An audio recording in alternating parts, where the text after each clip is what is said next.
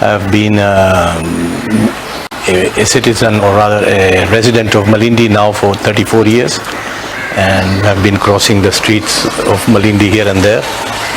And it's come a time where now we are gathered here at the museum society here, at the museum column, House of Columns, and we are talking on provision of internet to the museum free of charge.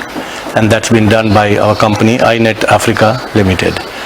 As you all know, today the word information technology, IT, is very big thing. Nobody can ever say he can do without internet today. So we've come to celebrate with them because we installed internet for this library as a way of giving back to the community. We do give back to the community by giving out what we have, and what we have is internet.